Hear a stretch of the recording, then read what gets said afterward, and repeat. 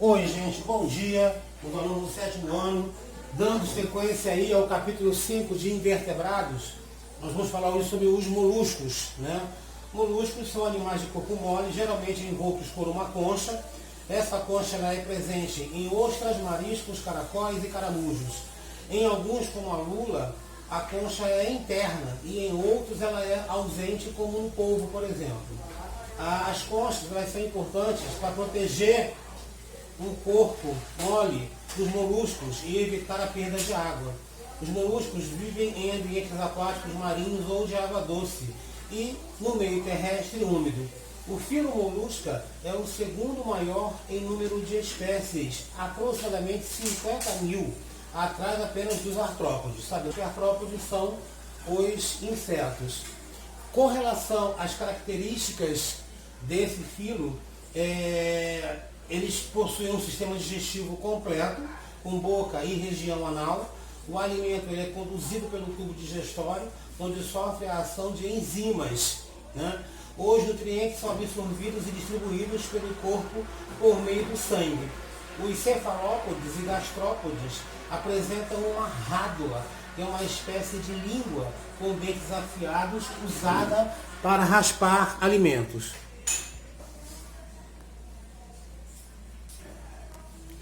Com relação à respiração do animal, pelo fato dos moluscos serem encontrados em uma grande variedade de ambientes, eles apresentam diferentes tipos de respiração.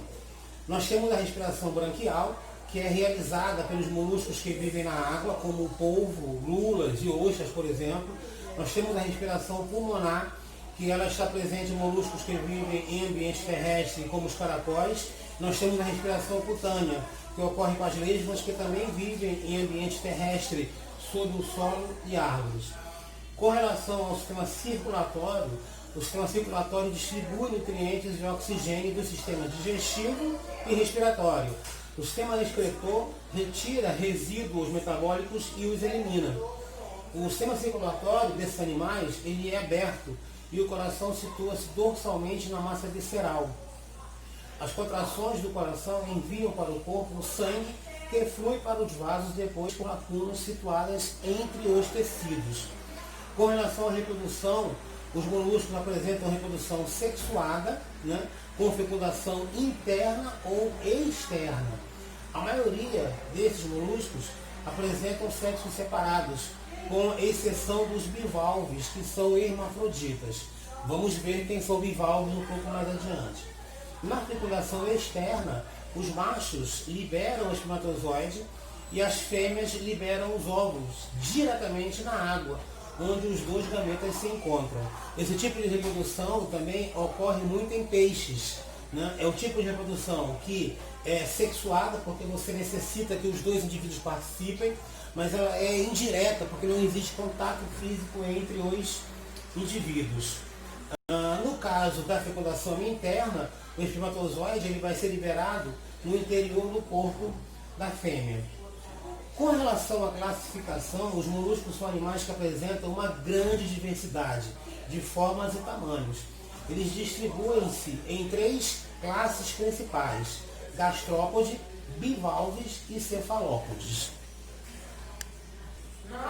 Com relação aos gastrópodes, por exemplo, eles são moluscos que possuem concha em espiral, constituída por uma única peça. São animais, são os caracóis, por exemplo, né? Caracóis, caramujos, são caracóis, são caramujos e são as lesmas. Eles representam o maior grupo dos moluscos. Sim, gente, como nós estamos falando, esses animais eles são moluscos que possuem concha em espiral, formada por uma única peça, né? São exemplos deles, por exemplo, os caracóis, os caramujos, as lesmas. Eles representam o maior grupo desses moluscos. A sua massa visceral fica no interior da concha, constituindo uma única peça. Eles usam os pés para a sua locomoção. Os gastrópodes são animais invertebrados terrestres. Outro grupo desses animais são os bivalves.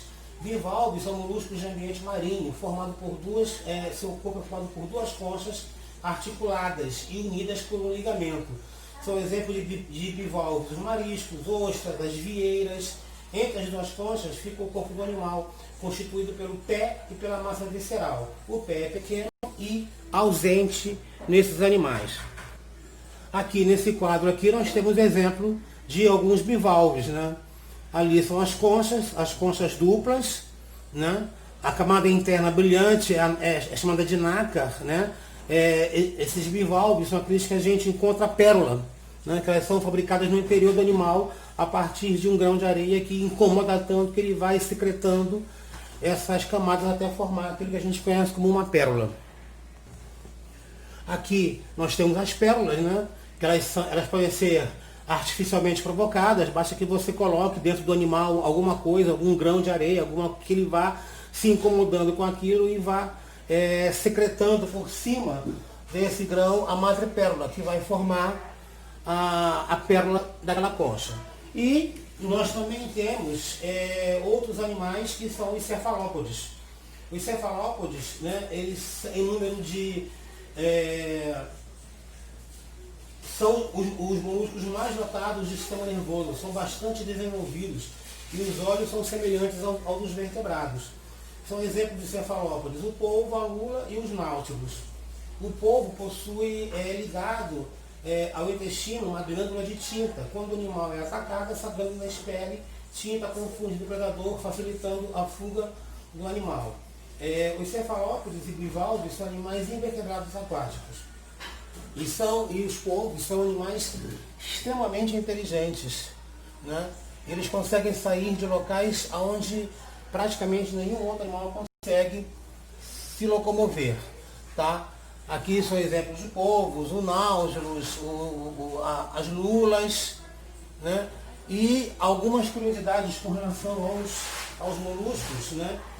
No Oceano Pacífico existem mariscos imensos com mais de 1 metro de diâmetro. E